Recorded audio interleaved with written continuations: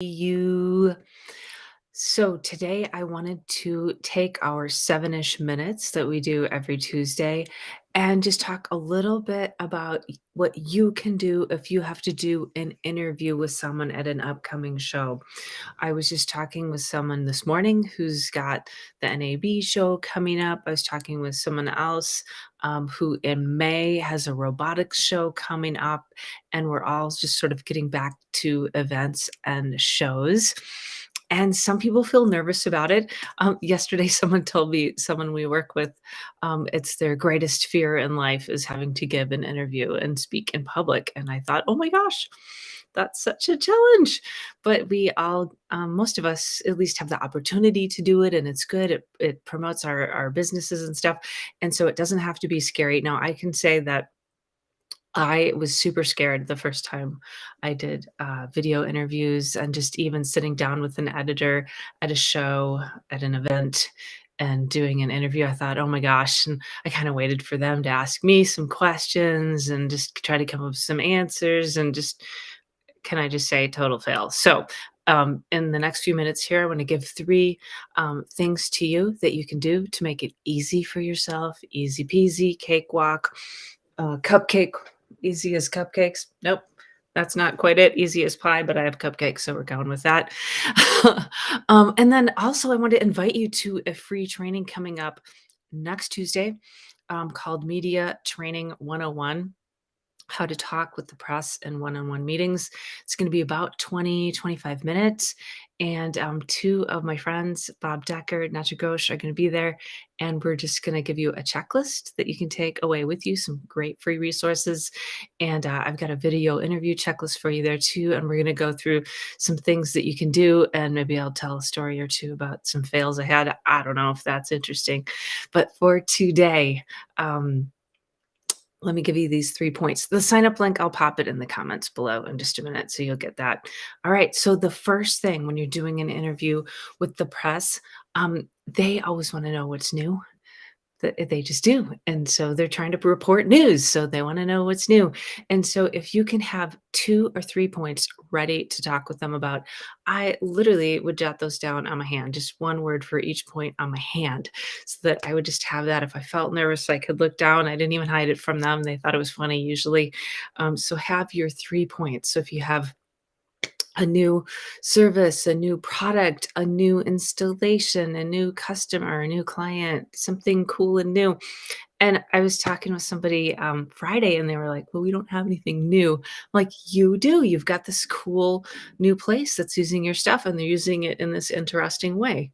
That might be of interest to uh, an editor writing a story. Don't discount it. So they can decide if it's not helpful and they don't want to cover it, whatever.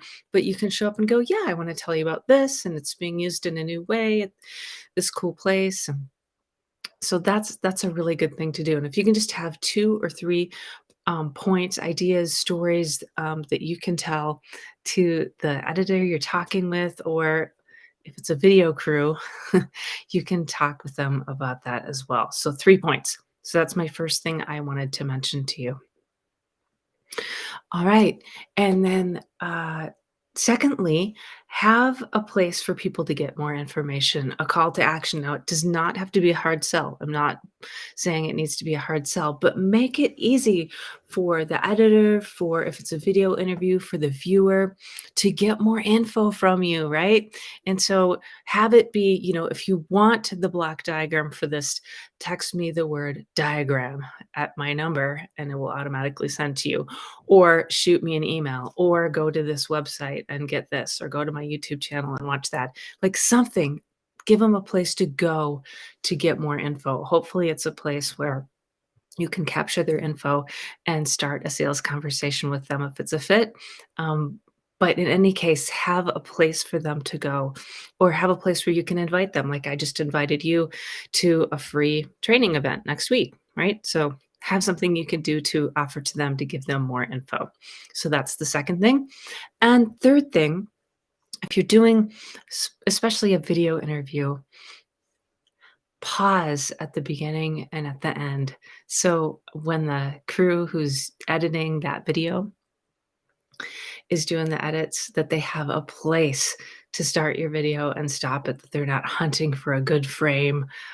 So many times, we'll do an interview with somebody on video, and right when they end, they'll like look away or look down or make a really funny or interesting face, or right before they start, they might be looking up. It's okay to do those things.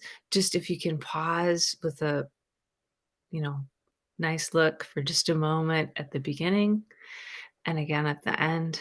So good because that's going to give a nice in point and out point for your video. So there's so much more that we could get into, but if you just did those 3 things, it would be amazing and probably help you a whole bunch. So the first is have 2 or 3 points that you can cover during your interview, be it where if you're sitting down with an editor or doing a quick, video interview. Secondly, have a call to action or just a place where, the person who's reading, watching can go to next to get more information. Great for if you're on stage as well. Have them text a keyword to you to get the slides or something like that. And then thirdly, pause at the beginning and the end of your interviews when you're on video so that there's a really nice, beautiful in point and out point on that video.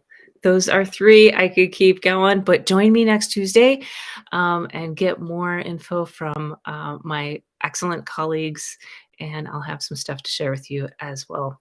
All right. Have a beautiful day. Thank you. Bye.